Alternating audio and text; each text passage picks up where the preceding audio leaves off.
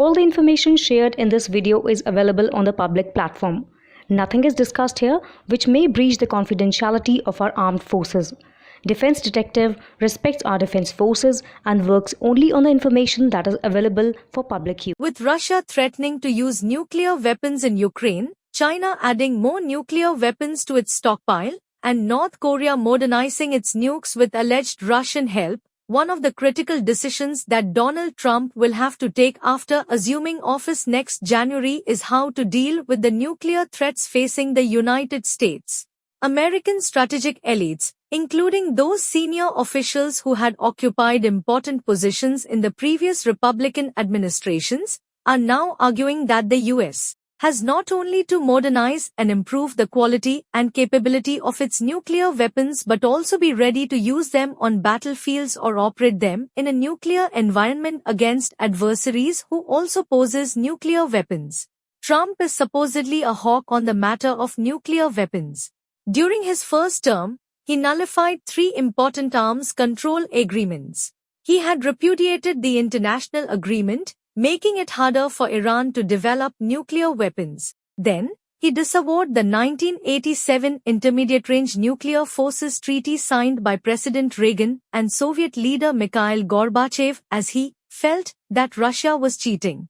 Most importantly, he had refused to extend the 2010 Strategic Arms Reduction Treaty, better known as START, a position President Biden not only reversed but also made Russian President Putin agree to in 2021 to extend it to 2026.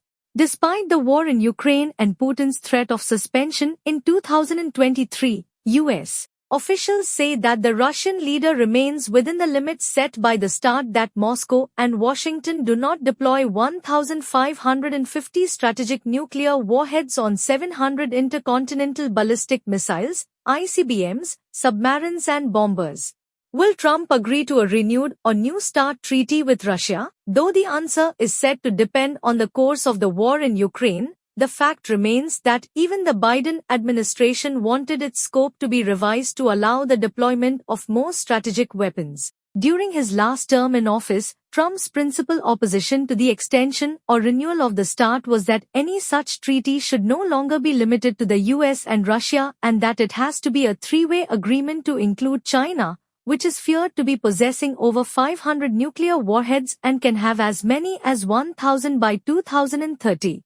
According to the latest reports, the United States has some 3,700 warheads in its active arsenal. This includes 1,670 thermonuclear warheads deployed on 660 powerful, long-range missiles on land and at sea that can be delivered on strategic bombers, plus another 100 tactical, nuclear bombs on shorter-range aircraft. Russia's deployed nuclear force is roughly equivalent in size. China is currently estimated to have some 500 nuclear weapons and 310 long-range, nuclear-armed ballistic missiles. Going by the speeches he delivered over the last 2 years, Trump is in favor of the expansion of the nuclear arsenal. Though he has disavowed it because of electoral compulsions, the Project 2025 blueprint for a second Trump administration, authored by his former officials, calls for testing nuclear weapons at the Nevada National Security Site, even though underground detonations would violate the 1996 Comprehensive Nuclear Test Ban Treaty, CTBT, which the US has signed but not ratified, though it has not conducted tests since 1992. Incidentally, in his recent Foreign Affairs article, O'Brien, one of Trump's former national security advisors, argued that the US should resume testing.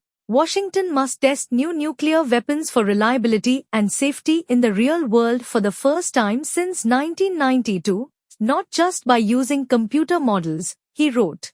However, if one goes by Dr. Emma Belcher, a world-renowned expert on nuclear weapons policy and president of Plowshares, the largest foundation singularly focused on freeing the world from nuclear threats, the US will have to spend up to $2 trillion on the nuclear arsenal in the coming decades. In a nutshell, the argument that seems to be winning is that nuclear weapons might be essential for winning a war, the same calculus that the US employed in August 1945 to win the war with Imperial Japan, as prolonged conflicts with most sophisticated conventional weapons may not end a war, like the Korean War that ended in a truce or compromise, distinct from victory. As Major General Brad Garrick, U.S. Army, RET, a non-resident senior fellow at the Atlantic Council's Scowcroft Center for Strategy and Security, and Donna Wilt, who previously served as the Army's nuclear strategist and chief of the Army's Nuclear and CWMD Operations Division argue,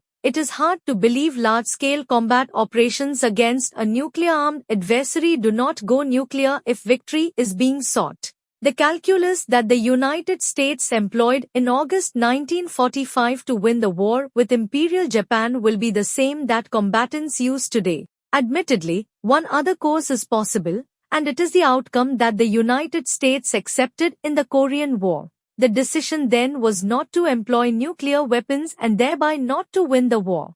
Not winning may not be a viable option in the next major state versus state war. This argument is against the traditional premise that possession of nuclear weapons is enough deterrent to dissuade an adversary from waging war, particularly when the concept of massive nuclear retaliation, leading to the destruction of everything, was in prominence. This fear, it was believed, was enough to prevent wars. Hence, the argument is that the US should be prepared to use tactical nuclear weapons on the battlefield.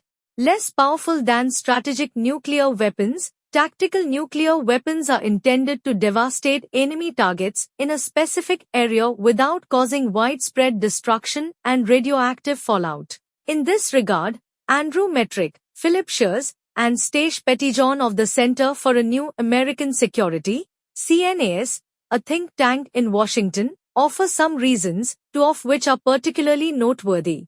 One is the evolution of weaponry. Most people, not unreasonably, think of conventional weapons as being less escalatory and thus more usable than nuclear ones. But today's low-yield nukes, 20 kilotons of explosive power, roughly Hiroshima size, can be delivered with extreme precision and less collateral damage. The line between low-yield tactical nuclear weapons and precision-guided conventional weapons in terms of both their operational effects and perceived impact is blurring, they say. Secondly, there is the factor of the effect of a long war. Weeks into a conflict, both sides would run short of conventional weapons. Theater nuclear weapons would become more attractive. Incidentally, the Pentagon has updated its strategy to counter WMDs, particularly chemical, biological, radiological, and nuclear, CBRN, to incorporate new threats. It has renewed its nuclear posture review and, in 2023, completed a first-of-its-kind biological defense posture review. In 2019, the Joint Chiefs of Staff published an updated nuclear operations manual outlining how unit commanders will respond to nuclear attacks.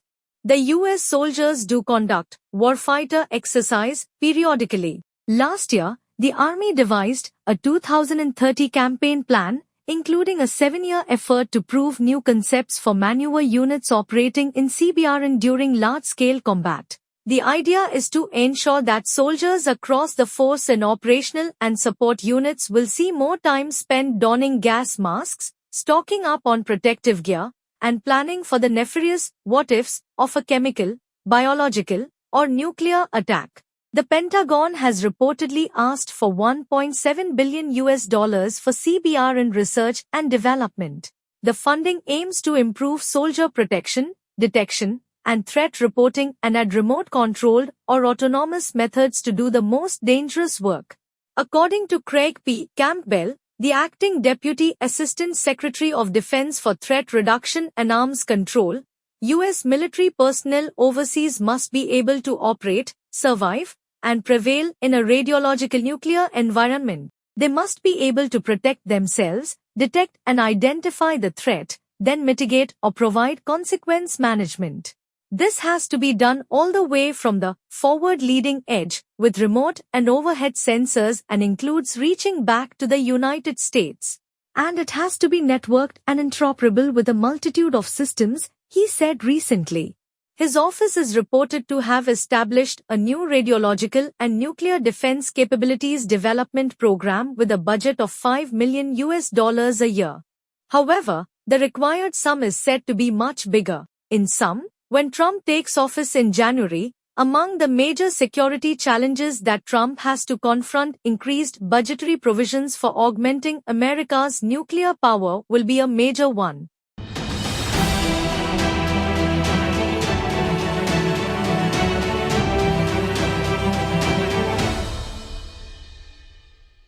All the information shared in this video is available on the public platform. Nothing is discussed here which may breach the confidentiality of our armed forces. Defense Detective respects our defense forces and works only on the information that is available for public use.